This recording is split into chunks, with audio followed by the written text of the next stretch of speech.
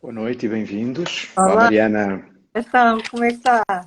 Muito bem, Muito cheio de bem. vontade de começar. A parte da tecnologia está ultrapassada, pelo menos. Hoje está tudo a correr bem, aparentemente. Ótimo, coitado do Gustavo a semana passada. Resolveu-se, ele resolve bem as coisas. 6 minutos a falar à minha espera. Coitado. Olha, e agora que fazemos? Vamos convidar o Nuno Marcos, já está nove. Vou já convidá-lo, vou já convidá-lo. Vamos ser pontuais. Pronto, já agora. Vamos. Pena ser assim online, não é? Olá, olha. Tudo correu bem. Boa noite, Nuno. Olá, viva. Muito Olá, prazer em conhecer-vos. exatamente. Prazer. Pena ser assim online, é a coisa que eu mais tenho pena, Pois porque é, pois é. Isto tem arte de ser coisa que iria funcionar muito bem num auditório qualquer. Mas é pronto, para o fantástico. ano pode ser que aconteça, não é? É assim, assim espero, assim esperamos. Nós somos os dois grandes fãs do Nuno, não nos Muito conhece. obrigado, muito obrigado. Nós conhecemos o Nuno, nós conhecemos muito bem o Nuno. Muito obrigado por isso. Isto é o que acontece com as pessoas, de facto, são pessoas conhecidas e nós, para nós, são pessoas familiares, não é? Sim, sim, Somos sim. Eu acho esta iniciativa muito, muito interessante. Acho que eu aceitei logo à partida porque me pareceu, para já, o tipo de coisa que é capaz de me dar alguma credibilidade. Portanto, há aqui um interesse. Não, mas a sério, É o importante. tema da saúde mental desde sempre que me interessa muito e acho que vocês fazem um trabalho muito louvável Obrigada. portanto achei muito interessante. E achei interessante até, eu escrevi isso no Instagram, eu acho que o humor e o tema da saúde mental caminham muitas vezes Obrigada. lado a lado. Uhum. Estou-me a lembrar de um livro maravilhoso aliás, ele fez mais que um. O John Cleese fez um livro com um psiquiatra, se não me engano, aqui há tempos, há uns anos já valentes, foi para aí nos anos 80. Portanto, eu sempre achei que são duas áreas que caminham Muito de mão pronto. dada. Até porque Exato. eu acho que o humor tem um lado meio terapêutico também. É verdade, verdade. Bom, eu venho só a falar 2 minutos, porque depois vou deixar-vos aqui a conversarem os dois. Só venho introduzir e agradecer-vos aos dois. O Nuno, de facto, é uma grande honra estar aqui connosco. Isto Obrigado. Talks é uma iniciativa que foi criada por nós, Capiti, que somos uma instituição que já existe há 5 anos. Só para explicar aqui um bocadinho também ao Nuno e às outras pessoas que nos estão a ouvir, que foi criada para ajudar famílias cujos filhos tenham problemas nesta área do neurodesenvolvimento. Sim, sim, sim, sim. Nós soubemos, através da clínica do PIN, que é uma clínica privada, que atualmente é a nossa principal clínica parceira. Que eu conheço bem, Conhece. é verdade, sim. Pronto, e o que acontece é que havia muitas famílias que procuravam apoio para os seus filhos, tinham um diagnóstico feito, tinham um plano de tratamento feito e não voltavam às consultas. E não voltavam às consultas, não tinham condições financeiras para suportar estes tratamentos.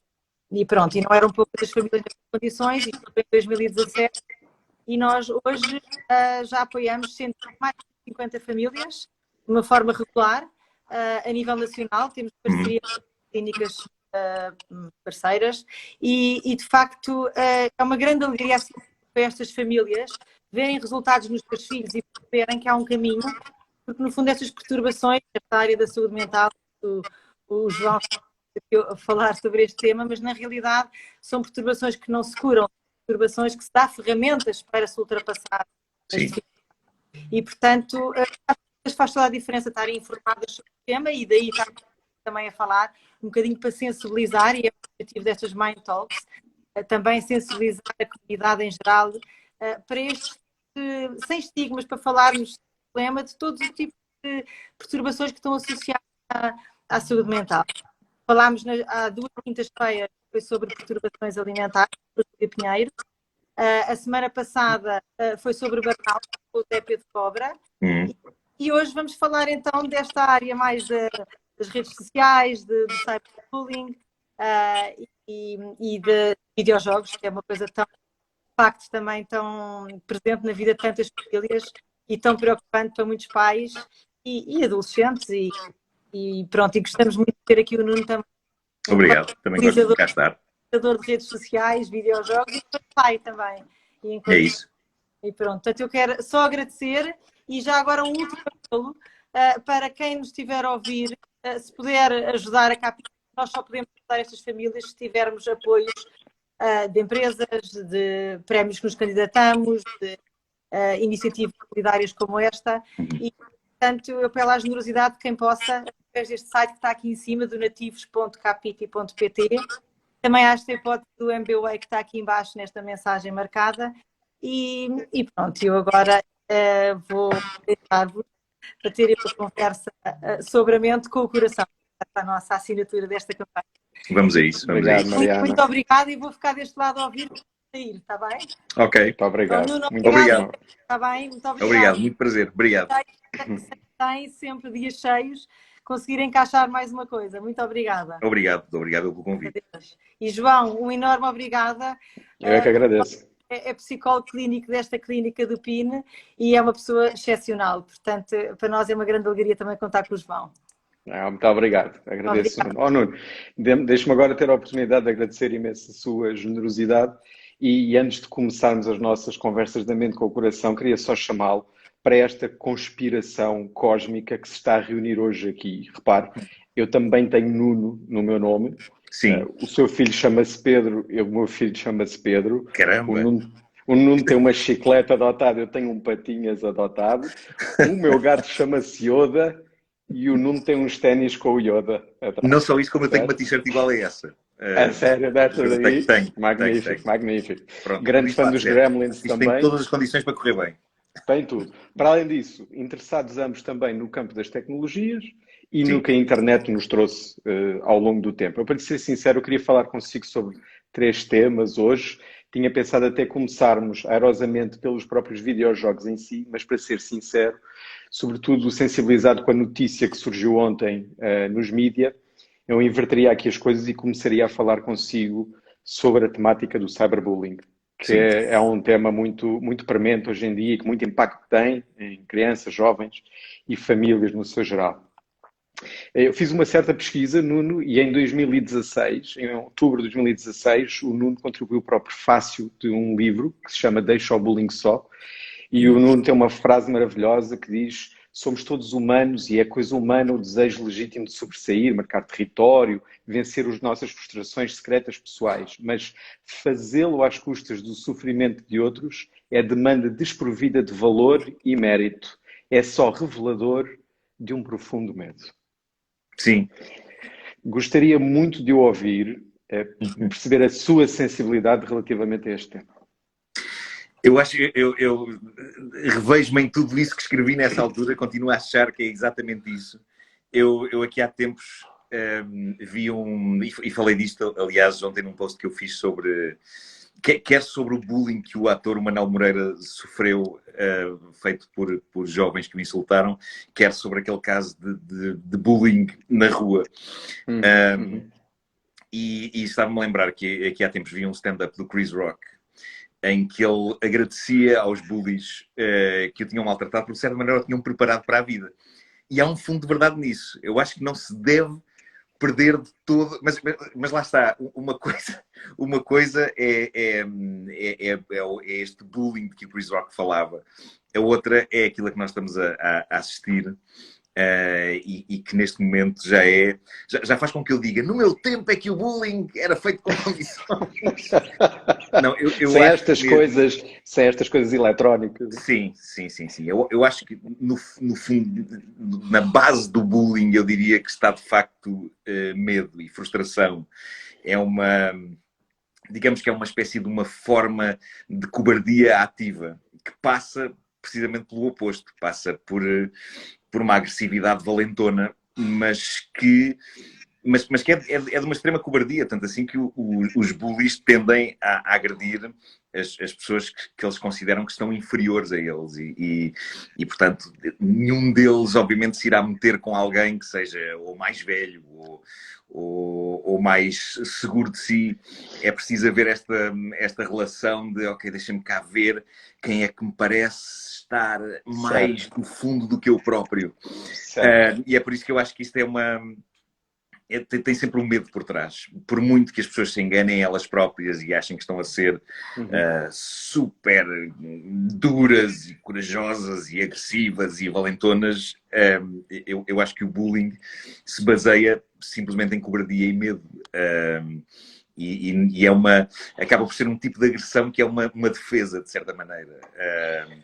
E ao mesmo tempo, aquilo que eu dizia no post que eu escrevi ontem, é que hoje em dia E aí é que eu marcaria a diferença entre o que se passa hoje e o que se passava quando eu era miúdo e quando me queixava de bullying, numa altura em que ainda não se usava a palavra bullying, era levar porrada, Certo, basicamente. certo.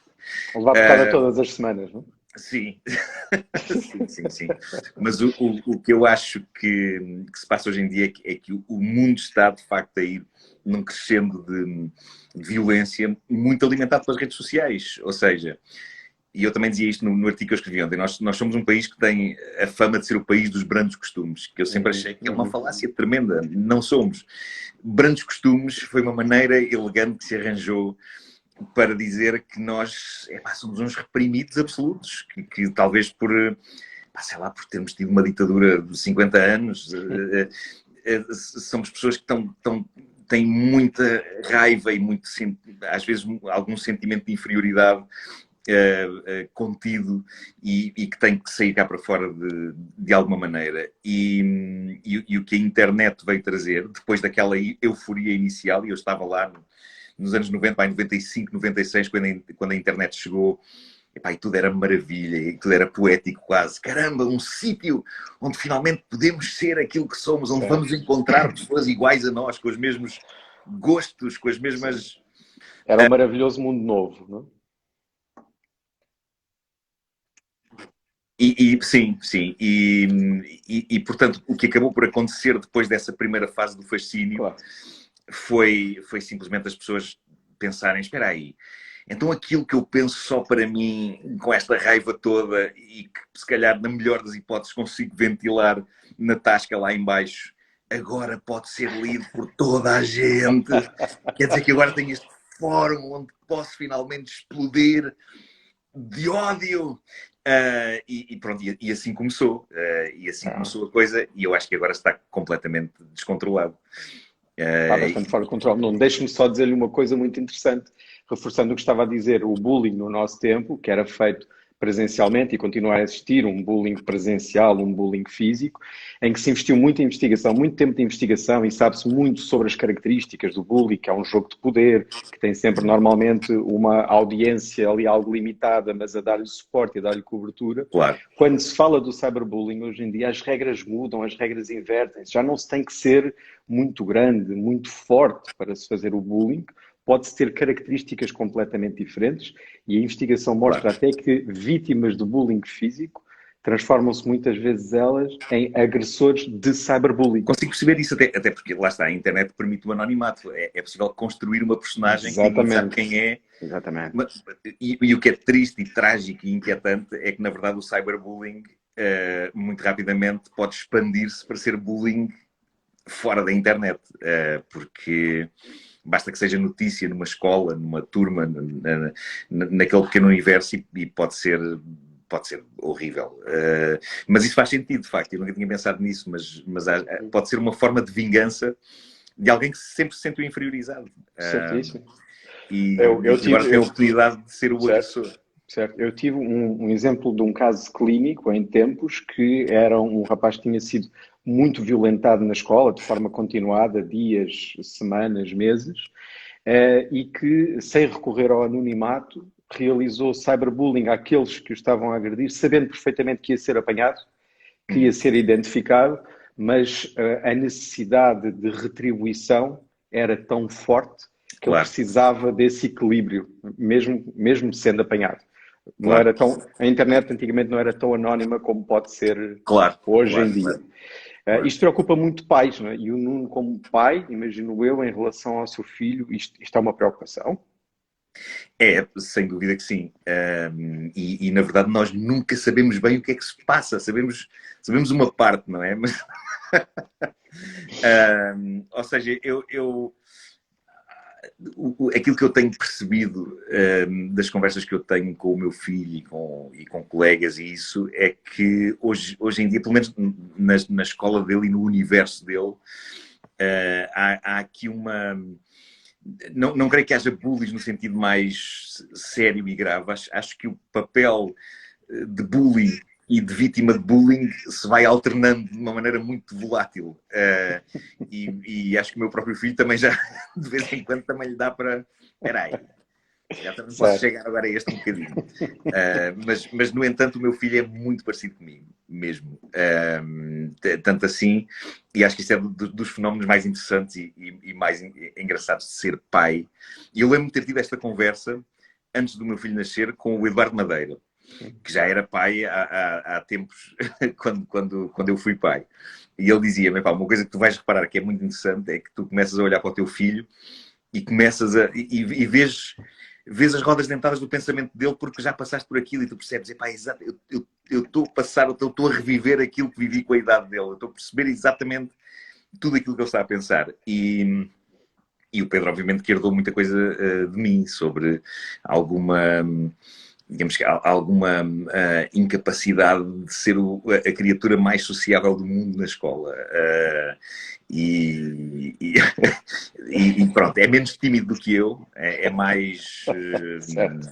eu era francamente mais tímido, mas é uma preocupação que eu tenho, sem dúvida. E que me deixa algo inquieto porque nós nunca sabemos exatamente tudo o que está a passar ali na escola. E eu vejo agora, por exemplo, neste caso recente do bullying, cujo vídeo andou a circular e a tornar-se viral, eu acho que as pessoas, de facto, foram muito prontas a atacar os pais. Isso é um assunto que eu próprio falo, embora generalizando, não estou a falar daqueles pais em particular, daquelas miúdas que acabaram por levar o miúdo a saltar para a estrada e o miúdo foi atropelado. Mas o que eu acho é que às vezes pode não ter a ver sequer, pode ter a ver com o que se passa na escola, pode ter a ver não com o facto dos pais estarem a acicatar os miúdos, a tratarem mal os outros, mas pode às vezes até ser por não dialogarem suficientemente com os filhos, pronto, é uma coisa que pode ter várias causas e é isso. É como o Nuno diz, tem muitas causas, algumas delas familiares, com mais ou menos de peso. Eu acho que hoje em dia sinto que há cada vez mais risco de ser, de facto, um enquadramento familiar. E porquê? Porque eu acho que os filhos estão na escola, mas eu acho que os pais são capazes de estar demasiado tempo na internet. Porque o que eu vejo, por exemplo, numa página como a do Radar de Acéfalos, que faz um trabalho magnífico a catar e a identificar o ódio que se espalha por essas redes sociais, o que eu vejo ali são adultos que às vezes se comportam como crianças. São agressões de uma imaturidade, agressões racistas e homofóbicas. E o que eu penso é, caramba, miúdos que cresçam com estas pessoas como pais, é óbvio que eu não prevejo nada de bom. Tem o seu impacto, de certeza. Claro que sim. Quando eu vejo o vídeo que o Manuel Moreira publicou dos miúdos a insultá-lo e a disparar toda a espécie de insultos homofóbicos contra ele, eu acho muito... Os miúdos, obviamente que há aquela velha história, os miúdos são muito parvos nestas idades. Sim, todos passamos por essas idades e há de facto uma idade assim algo parva, mas eu acho que... Os limites, não é? Os limites da ação. Sim, e eu acho que pode haver muitos que de facto são formados, têm esta coisa em casa, são criados com o preconceito, é quase como se o preconceito fosse parte da educação deles. E pronto, e isso obviamente que é inquietante e que é criar assim uma geração de monstrinhos. O Nuno fala naquela máxima de children see, children do, e portanto realmente os pais enquanto modelos podem funcionar muito nessa ótica. Depois também existem outras variáveis que entram também ao barulho e que podem também contribuir, mas sem dúvida que o contributo parental é importante. Nuno, que bom ter mencionado a internet. Acho que é um bom tema para continuarmos a seguir aqui. E podíamos pensar que sinais de alerta que os pais devem estar atentos no caso das questões do cyberbullying e que existem alguns. Um deles, se calhar, o primeiro todo tem a ver com a forma como o jovem passa a interagir com os seus dispositivos eletrónicos. Normalmente as vítimas de cyberbullying, o Nuno dizia, não sabe o que se passa na escola e hoje em dia não sabe o que se passa na escola e às vezes não sabe o que se passa em cada uma das redes sociais ou os sistemas de mensagem. Sim. É muito típico estes jovens ter uma mudança na postura como lidam com os dispositivos eletrónicos, quer quando eles próprios vão ter com o dispositivo, que o fazem de uma forma mais ansiosa e receosa do que é que vão encontrar, quer sobretudo quando as figuras parentais passam ao pé dos dispositivos eletrónicos, em que se vê imediatamente uma reação intensa de ansiedade e de preocupação sobre o que vai acontecer. Sim. Este pode ser um potencial sinal de alerta. Pode, sem dúvida, mas acho que é muito importante que os pais... Epá, e isto não é de forma alguma... Eu acho, isto é a minha opinião, não sei se eles vão dir-me-á, mas eu acho que, pá, caramba, até aos 18 anos deles, pelo menos, nós temos direito a ir ver o que é que se passa nos telemóveis deles. Epá, Nuno, essa aí é uma guerra ótima de se comprar. É um tema interessante, eu acho que é um tema interessante para ser falado. Epá, mas, é ótimo, por exemplo, o meu filho vai fazer 12 anos daqui a uma semana. Epá, eu acho que é uma idade em que tem que ficar acordado. Também não vou dizer epá, que se faça isto às escondidas, mas eu acho que os miúdos têm que saber que até uma certa idade nós temos algum direito de verificar o que é que se passa. Até porque fomos nós que pagámos o telemóvel. E continuamos a pagar a internet, que eles consomem. Claro. Portanto, eu e a minha ex-mulher, a Ana, somos bastante defensores dessa ideia. Por muito que às vezes até possamos ter algum receio, o que é que vai estar aqui. Não encontramos nada de terrível no telemóvel do Pedro, mas eu acho que é importante que os pais tenham essa conversa com os filhos. Eu não estou a dizer que seja uma coisa às escondidas, que é tipo, deixa cá ver o que é que ele está, e não lhes dizer, mas eu acho que os miúdos têm que... Epá, tem que saber que o telemóvel, até uma certa idade pelo menos, não é só deles. Epá, e que nós temos direito de saber o que é que se passa ali. Certo. Quem são as pessoas com quem eles estão a falar e o que é que está a ser dito. Nuno, na realidade, enquanto pai, não está a pedir uma coisa fora do comum. Se o seu filho vai à casa de um determinado amigo, quer saber quem é o dito amigo e quem são os pais dele, se vai sair e vai ter com amigos a algum sítio, deseja saber em que sítio onde está, e as redes sociais podem funcionar exatamente assim. Nas formações a pais... Na verdade são sítios, não são sítios físicos, mas são sítios em que eles estão. Epá, e nós temos direito de saber onde é que eles estão. São presenças, são experiências. Na formação a pais, esta pergunta surge sempre, não é? Como é que devemos fazer? Normalmente, a minha recomendação é, até aos 12, 13 anos, há uma regra tácita dos pais verificarem tranquilamente o smartphone com conhecimento, inclusive, da password. A partir desta idade, o direito à privacidade é importante para a construção da identidade do jovem e da sua vida privada, e eu costumo recomendar aos pais a estratégia do quem não deve, não teme, que é não é partilhada o PIN, não é partilhada a password, o PIN password do smartphone, porém, quando o pai ou a mãe dizem deixa-me ver o que se passa, será o próprio jovem a introduzir o seu PIN e a apresentar o que se passa globalmente no seu funcionamento virtual. No seu funcionamento virtual. O que é que isto dá aos pais? A garantia de perceberem o que se passa na vivência dos seus filhos numa ideia de supervisão e não de policiamento, naturalmente, e aos jovens dá-lhes a segurança de saber que enquanto não estão ao pé do smartphone, os pais não vão à procura de informações porque não sabem, de facto, o código. Gosto muito e aprovo entusiasticamente essa ideia. Ótimo, maravilha. Vamos a isso. Está mesmo nessa idade, não é? O seu filho está mesmo na idade. Vai fazer 12 anos. Claro, e pronto, fica aqui esta... E eu estava a dizer há pouco da brincadeira, pá, pelo menos até aos 18, mas é óbvio que não, é óbvio que vai chegar a idade dos namoros e eu não quero ler o que vai ser dito ali, não quero. Mas sim, mas temos que estar atentos, de facto, porque hoje em dia há um bombardeamento tão grande de coisas em cima de toda a gente, não é só dos miúdos, mas é como se vivêssemos no meio de um zapping infinito.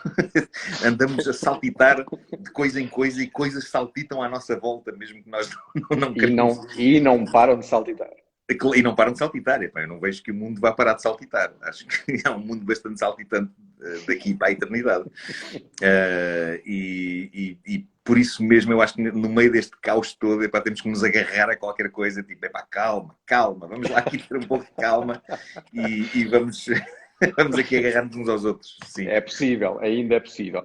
Nuno, com o número de seguidores que tem na internet, passemos para as redes sociais e fale-nos da sua experiência. Como é que se gera tanto conteúdo, tanto seguidor? Como é que se gera os comentários? Fale-nos da sua experiência disso. Eu já passei por várias fases.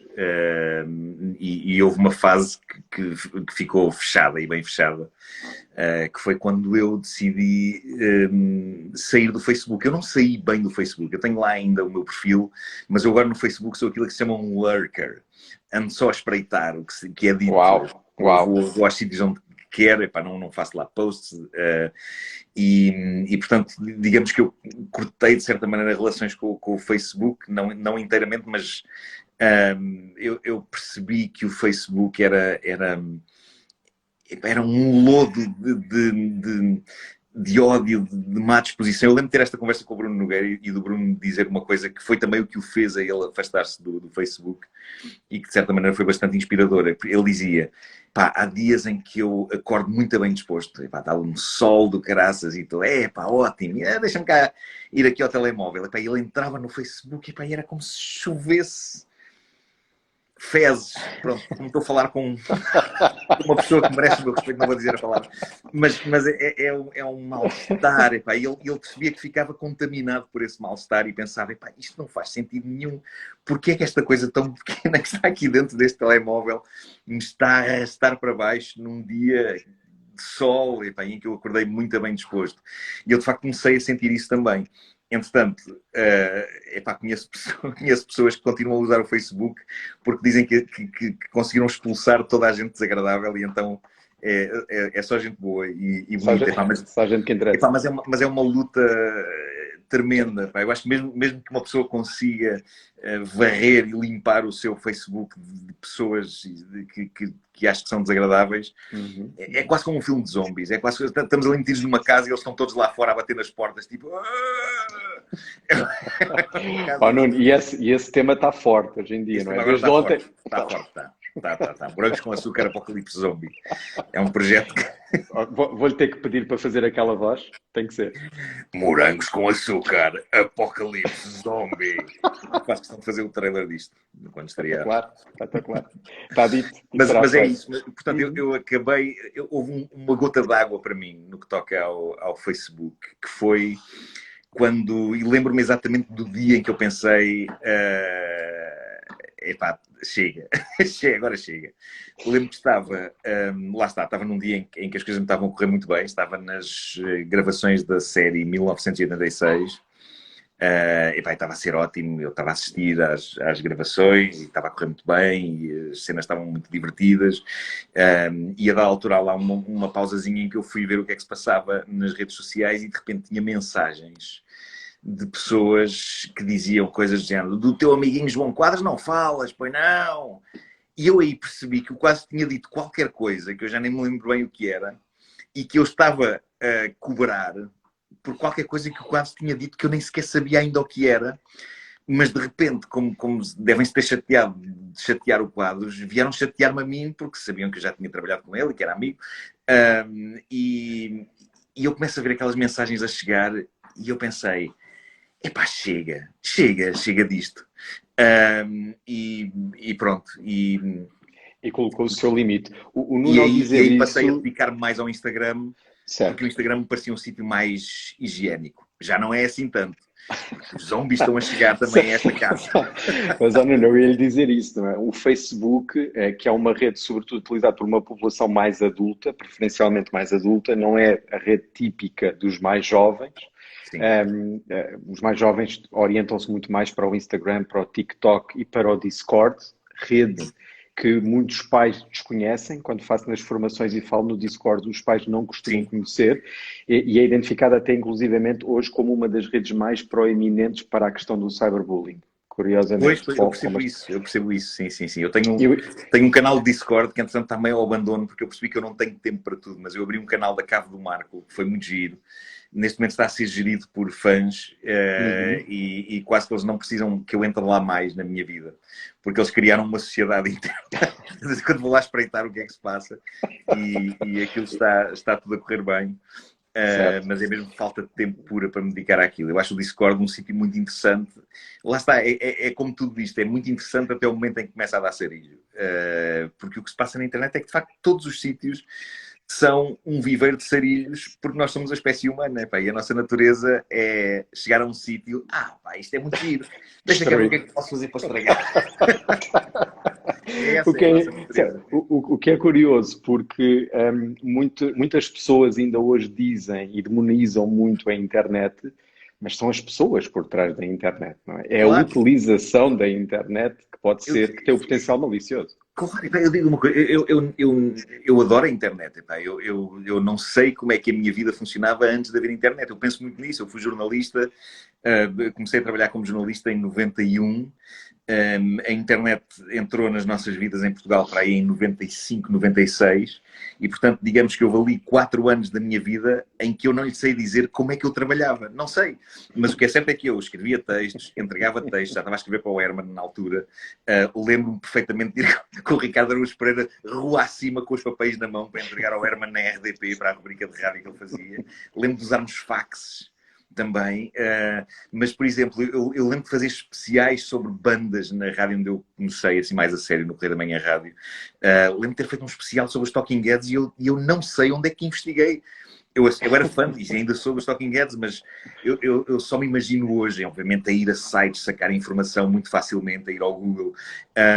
Portanto, eu não faço ideia como é que eu trabalhava durante naqueles anos pré-internet. Portanto, eu adoro a internet. Acho que trouxe coisas muito boas à nossa vida, mas lá está, o problema da internet é estar cheia de seres humanos. Portanto, há grande potencial para dar porcaria.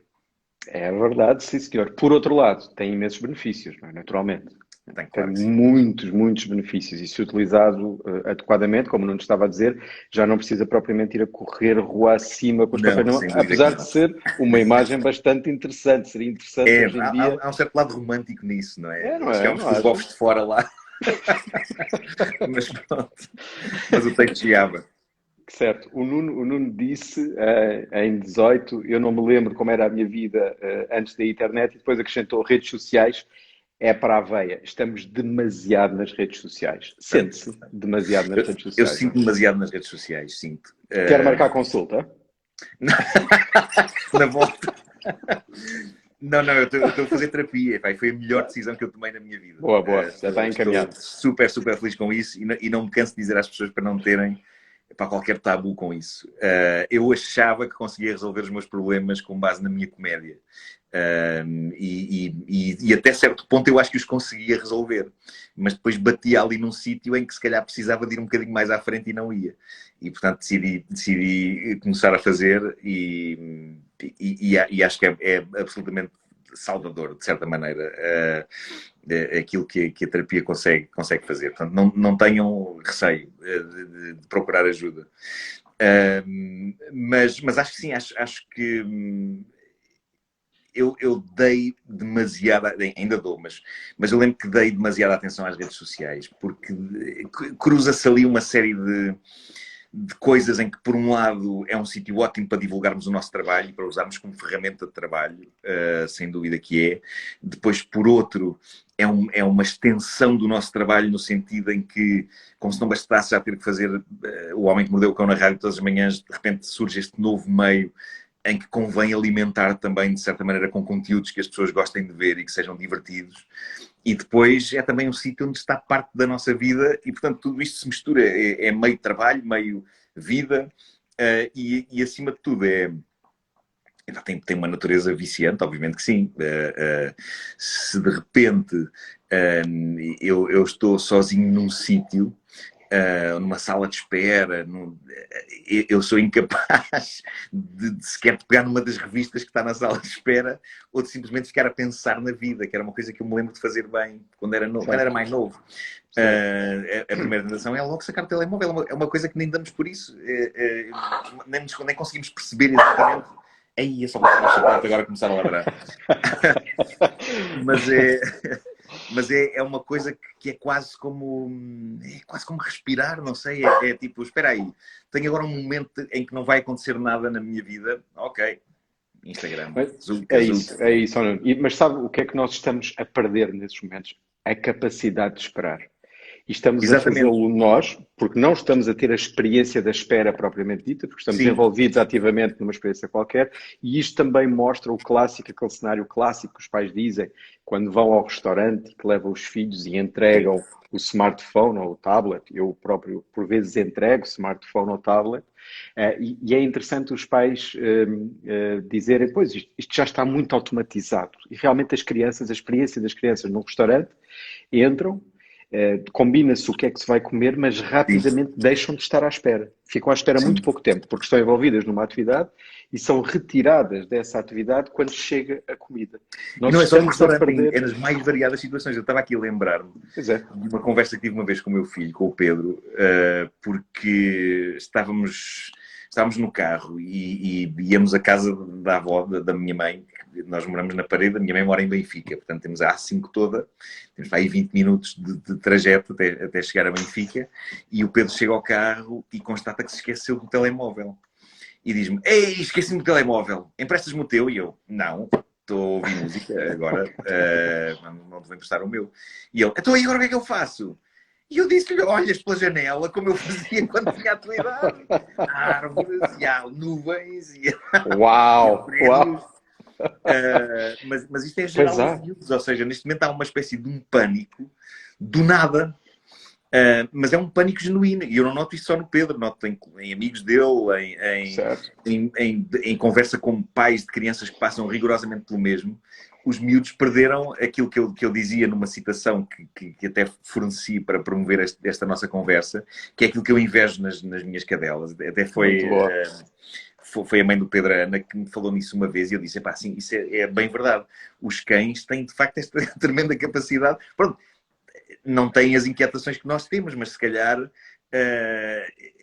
aqueles momentos em que elas estão só com a cabeça levantada e parecem estar só a tentar ouvir o que é que se passa lá longe, ou simplesmente às tantas começam com os olhos a fechar e começam-lhes a dar o sono e começam a adormecer.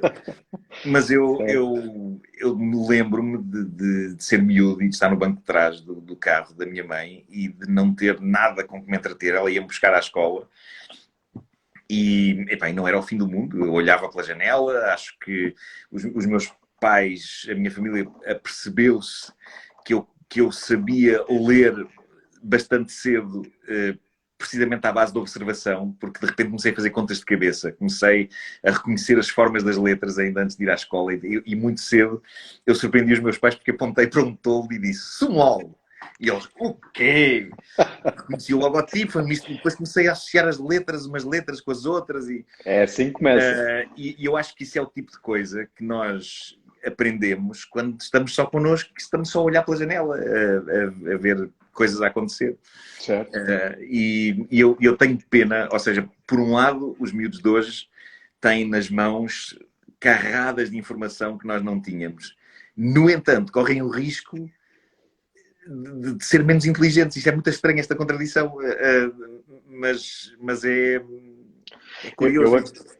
Eu sublinharia, acho que podem aprender muito sobre o dispositivo, mas quanto mais investem a aprender sobre o dispositivo e o que o dispositivo lhes dá, talvez aprendam cada vez menos sobre si, porque como o Nuno disse muito bem, às vezes estava na sala de espera e ficava a pensar sobre si, sobre os seus próprios pensamentos e a sua própria construção. Pode-se perder isso, eventualmente, não é? E isso tem custos do ponto de vista do desenvolvimento humano. Claro que sim. Depois há aqui um outro, no meu caso específico, pronto, era uma coisa que se resolvia de uma maneira muito menos tecnológica, mas obviamente que eu tenho que assumir que também uso a tecnologia para isto, que é a minha incontinência normal de ideias e a minha urgência de tomar nota de tudo o que me surge na cabeça, porque acho que possa ter potencial. Claro. E aí, eu devia andar, era mais romântico andar com um caderninho e com uma caneta, mas na verdade uso a aplicação Notas. Outra vez o romantismo versus pragmatismo, quer dizer, a certa altura... É isso. Mas noto isso, e noto também, agora voltando outra vez aos miúdos, que uma coisa com um potencial tão interessante como o TikTok, que é, na verdade, eu quando penso no conceito do TikTok, eu só penso, que incrível teria sido isto acontecer na altura em que eu e amigos meus queríamos criar coisas e não sabíamos onde fazer e a quem mostrar.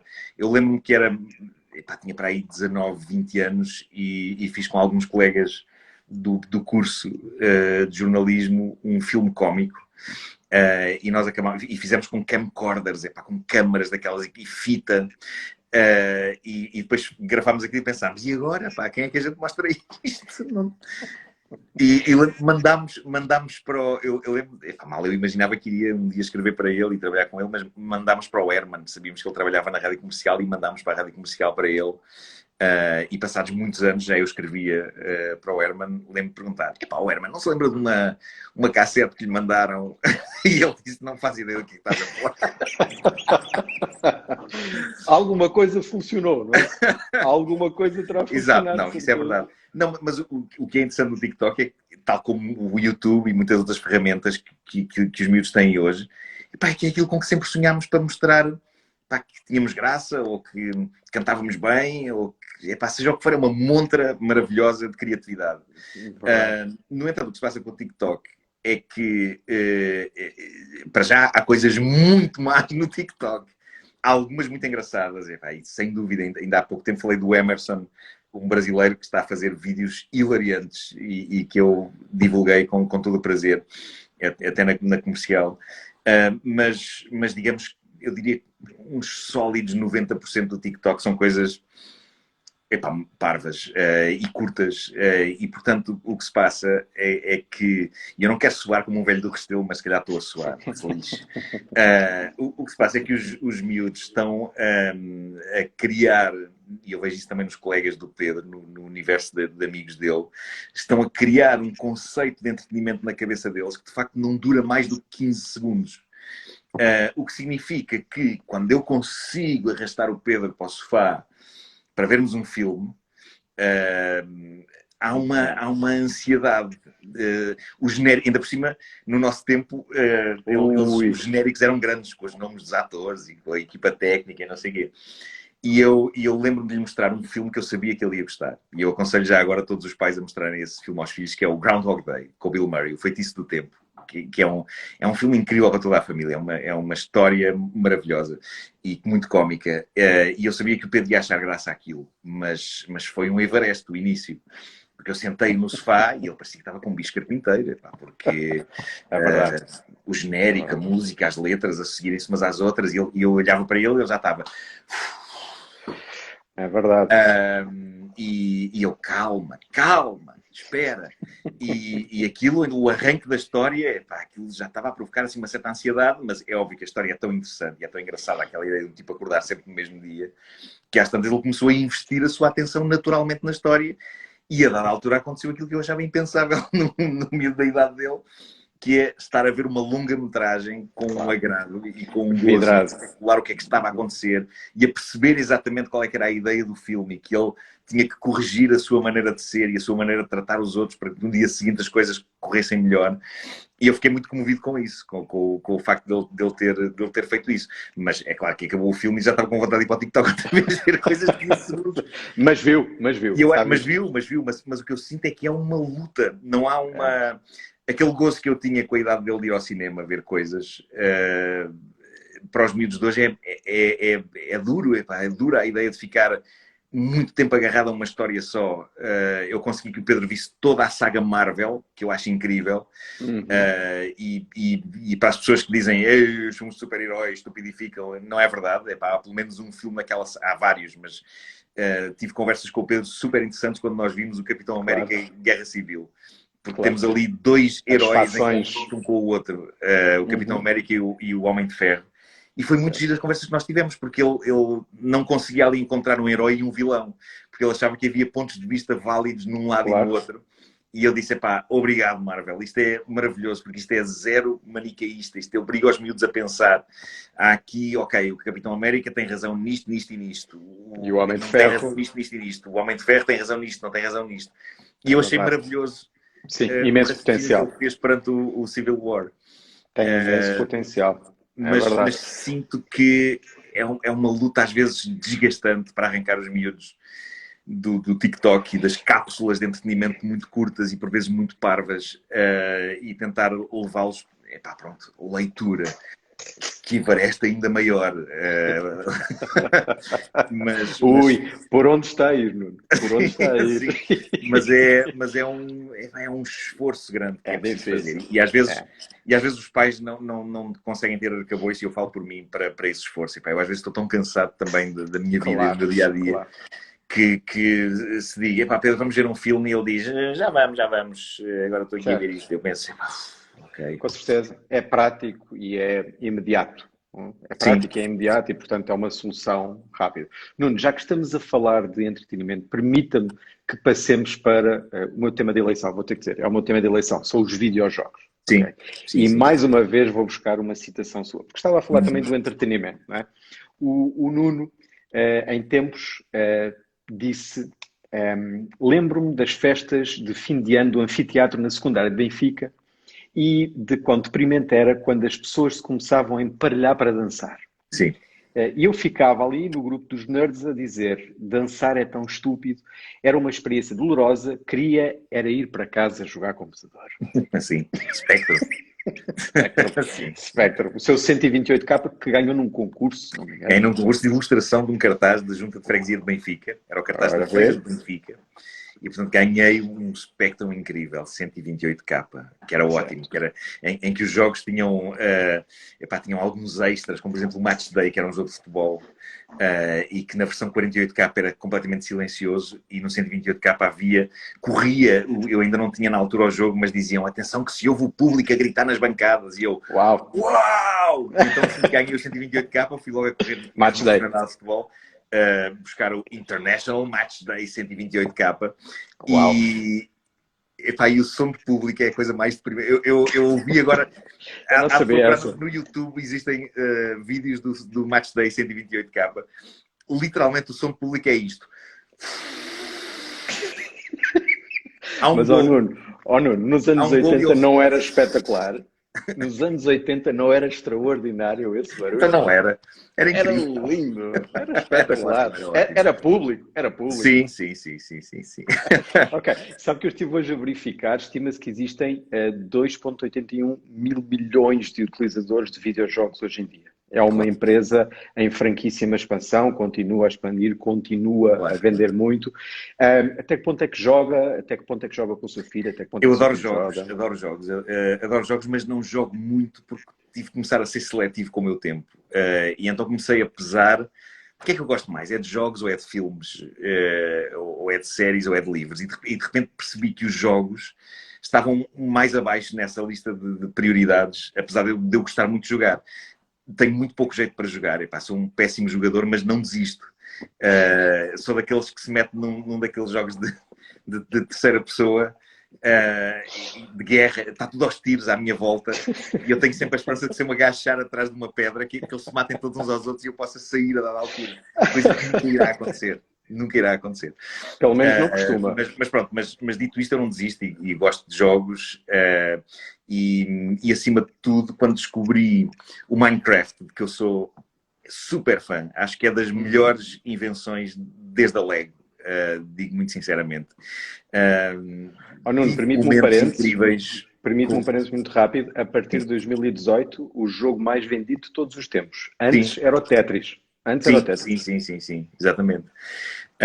E tive momentos maravilhosos de pai e filho a jogar Minecraft com o Pedro, assim que eu percebi como é que aquilo funcionava e assim que eu deixei cair aquele preconceito de esta coisa em que os jovens estão todos agora agarrados, e de repente eu começo a jogar e penso, isto é maravilhoso, isto é uma ferramenta criativa incrível e de cumplicidade, pronto, que é a mesma cumplicidade que eu tenho quando estou a construir um Lego real com o Pedro, que é uma coisa que nós gostamos de fazer.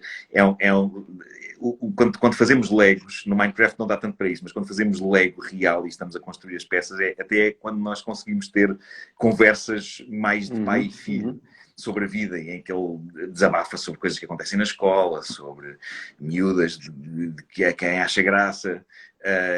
O Lego é muito propício, é uma coisa muito zen e muito propícia a que se tenham momentos de qualidade entre pai e filho, não é só o ato de construir. E de repente no Minecraft encontro uma coisa próxima disso, mas que tem aquela maravilha de, para além de ter o lado criativo, tem o lado da exploração, tem o lado dele a mostrar-me como é que se fazem coisas, dele a surpreender-me com construções que faz e com os usos da Redstone para criar máquinas maravilhosas. E eu muito rapidamente pensei, epá, isto é maravilhoso. E não me canso de dizer aos pais que se há um jogo em que vocês devem investir a aprender é o Minecraft. Porque não é... É um jogo que dá muito gozo jogar com os filhos. Não é daqueles, não pensem que é daqueles, joga lá tu isso, que eu não tenho. Não, é muito giro quando nós entramos e construímos coisas com eles e é muito divertido. É uma ótima recomendação, Nuno. É uma ótima recomendação, Mas concordo o que é que se plenamente passa? consigo. Passa-se que o Minecraft, acontece um fenómeno muito interessante. O Minecraft é um resistente às modas, sempre que as modas vão chegando e vão tentando sacar malta ao Minecraft. E sacam, mas depois as modas morrem. Eu lembro que houve aí um boom tremendo do Fortnite. E de repente os miúdos todos foram a correr para o Fortnite e de repente jogar Minecraft era quase uma coisa tipo, o quê? Tu ainda jogas isso? E pronto, o Fortnite ainda hoje tem adeptos, claro, mas não sinto que tenha a força que tinha há uns anos. E o que eu assisti no Pedro e nos colegas é que, ok, Fortnite agora já não é tão fixe. Vamos voltar ao Minecraft. Está lá sempre, o Minecraft está sempre à espera deles. Vamos criar aqui mais umas coisas. E volta-se, e volta. De repente surge o Brawl Stars. E lá vão os miúdos todos a correr. Não, isto agora é que é fixe. E aí vão eles todos. E eu sinto sempre que o Minecraft está lá atrás a dizer vão lá que eu espero. Eu espero aqui. Vocês já voltam. O primeiro milho é para os pardais. Sim, é isso mesmo. E eu acho que modas vão e vêm, mas o Minecraft está lá sempre. No fundo, eu acho que o Minecraft é muito parecido com o Lego nesse sentido. É uma espécie do Lego dos videojogos. Agora, não sei se o Nuno sabia, o Minecraft é utilizado em escolas, exatamente, no ensino da matemática, em termos de perímetros, de áreas e de volumes. Que é o Minecraft Education, que o Pedro tem acesso, a escola do Pedro comprou as licenças para o Minecraft Education, e é muito giro. E eles aliás, agora em 2020, com a pandemia, até tornaram o acesso ao Education generalizado para toda a gente. Deixou de ser uma coisa exclusiva das escolas, era preciso uma password das escolas para entrar. Mas o que eu sinto sobre jogos como o Fortnite ou como o Brawl Stars é que são jogos super sedutores. Eu próprio fiquei doido quando os vi pela primeira vez. Achei imensa piada às personagens, ao quão imediatos são de jogar. Mas epá, rapidamente percebi que estão, como todos os jogos mais comerciais de hoje em dia, construídos de uma maneira demasiado sinistra e ardilosa para com os miúdos.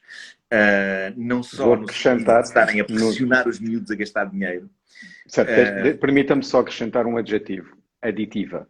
Há uma componente aditiva em alguns desses jogos. É muito competitivo, portanto nós temos sempre aquela ideia, raios, perdi este, mas já se vai começar uma outra partida. Já vou outra vez. Também dá para jogar em equipas com os colegas, obviamente, eles podem juntar-se lá e jogar, mas são jogos, isto faz-me alguma confusão e aqui eu sou um bocado velho do Restelo, de facto. Eu lembro quando nós comprávamos jogos há uma data de anos, quando eu tinha a idade do Pedro, ou um bocadinho mais velho, nós comprávamos jogos e os jogos eram aquilo, nós pagávamos por aquele jogo, está ali o jogo inteiro. E agora o que se passa é que quando as pessoas vão a somar o dinheiro todo que gastam em microtransações nos jogos, nestes jogos, nos tais freemium, é um não parar mais de gastos. E é verdade que eles estão sempre a atualizar e a criar coisas novas, sem dúvida. E isso, obviamente, eles têm que fazer dinheiro. Eu não os censuro. Mas o que eu acho é que são jogos tão... Sim, sem dúvida. Mas são jogos tão divertidos e tão encantadores como perigosos. Certo. Super importante, um potencial positivo ótimo do ponto de vista cognitivo, do ponto de vista das emoções e até físico, até comportamental. Por outro lado, tem um lado menos bonito, mais perigoso, mais sedutor, mais aditivo e hoje em dia já é reconhecido enquanto perturbação propriamente dita. A adição aos videojogos. Quer na tradição americana, quer na tradição europeia, já se chegou ao consenso que sim, que existe esta problemática, certos indivíduos vulneráveis, cresce 1% da população de jogadores, tem vulnerabilidade para, com certas características de certos jogos, Sim. desenvolver uma relação de dependência. E existem certos sinais a que pais e professores devem estar muitíssimo atentos. Quando o jogo se torna um interesse exclusivo e obsessivo e só se pensa sobre ele, quando se é interrompido de jogar, tem-se uma reação explosiva de Sim. tristeza ou de agressividade, perdem-se os outros interesses, destroem-se relações importantes, mente-se sobre o tempo de jogo, e estes são sinais importantes para os pais estarem atentos. É verdade. Há um documentário muito interessante sobre isso na Netflix que eu achei um filme de terror autêntico, em que nós vemos um miúdo a passar-se com a mãe de uma maneira tão selvática e a mãe a ficar tão sem jeito, porque é quase tipo, espera aí, quem é esta pessoa que aqui está aí? Porque é que está a partir tudo de repente porque eu lhe disse para parar de jogar? E depois assistimos a cenas, depois os pais passam-se com os miúdos. Há uma cena famosa que está no YouTube em que de repente um pai pega no computador ou na consola e destrói aquilo contra o chão e é horrível a tensão horrível que há entre as pessoas. O Pedro tem pendor para se viciar, não vou dizer que não, nos jogos, e no Brawl Stars, e no Fortnite, e então é uma luta muito grande. O que é que salva o Pedro, de certa maneira? É que ele tem, de facto, uma imaginação muito fervilhante. E então, enquanto eu conheço casos de miúdos que não têm isso, e que então focam-se exclusivamente nos jogos, o Pedro ainda desenha histórias.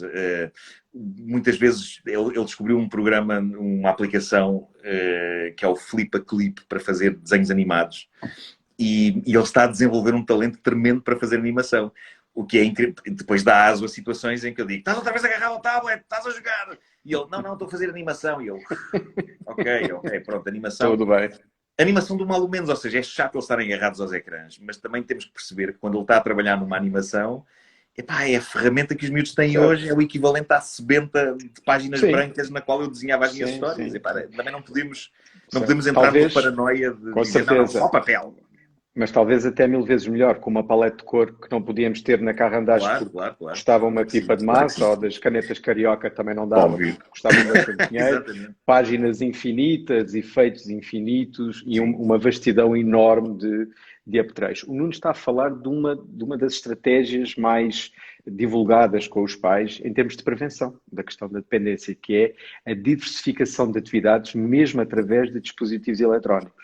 Se nós conseguirmos prevenir que o videojogo seja a única fonte de entretenimento, de criatividade, de conversação, de competência, se conseguirmos encontrar mais fontes, estamos definitivamente a prevenir que se foquem exclusivamente numa atividade. Mas é um braço de ferro que pode ser duro, obviamente, porque o Brawl Stars é muito sedutor. Eu adoro aquelas personagens, e aquele universo. Não acho particular piada ao jogo, mas é uma embalagem tão divertida, as personagens têm todas uma personalidade e depois há aquele lado no qual eu também me revejo, porque basta olhar para a minha cava, eu sou um colecionador inveterado e o que se passa com os miúdos de hoje em dia é que no fundo olham para este conquistar de personagens que se conseguem em jogos como Fortnite ou Brawl Stars como nós olhávamos para os cromos. São coleções, eles depois dizem, saiu o também saiu o mês. Será uma das componentes ditas aditivas que estão presentes nestes jogos de maior risco. Sim.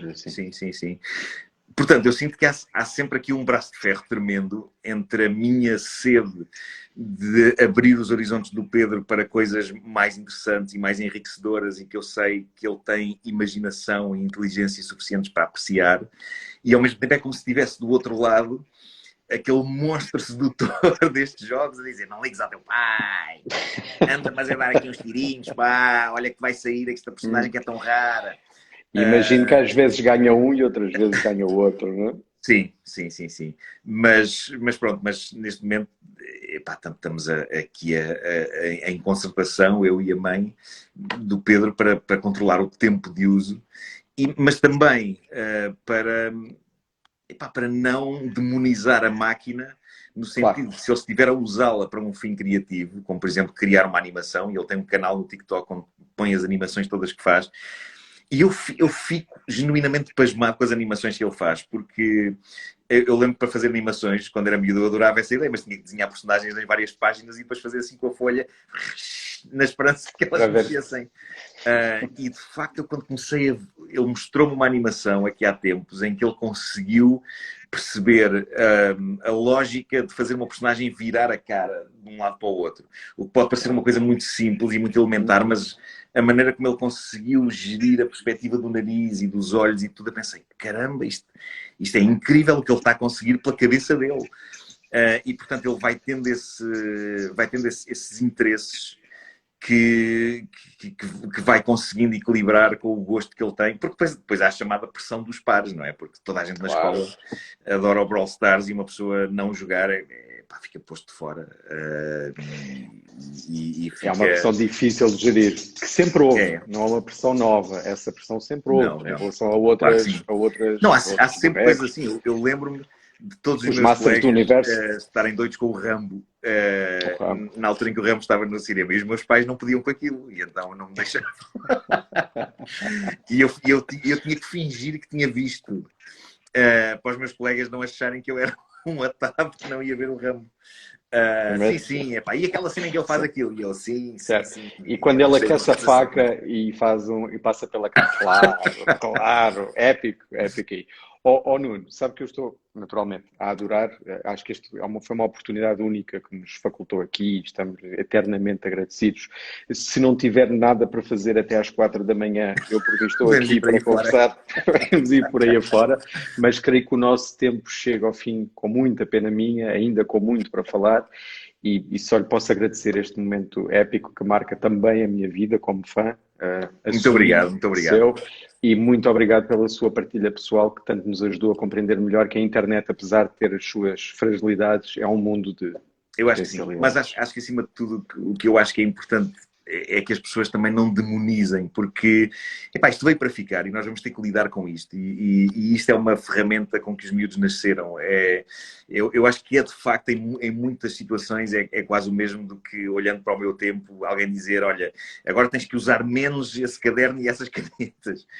Isto nasceu com eles, é uma ferramenta que tem muita coisa boa lá dentro, também tem muita coisa má, mas eu acho que requer algum equilíbrio e reflexão e conversas como estas, e se calhar troca de experiências entre pais para que as coisas funcionem e os miúdos não fiquem completamente apanhados por isto. Muito bem dito, Nuno. Muitíssimo obrigado. Muito obrigado. Muito, tá bem? Um prazer. Tudo bom para vocês, uma boa noite, até uma próxima oportunidade. Boa noite a todos, obrigado pela atenção. Obrigado. Boa noite.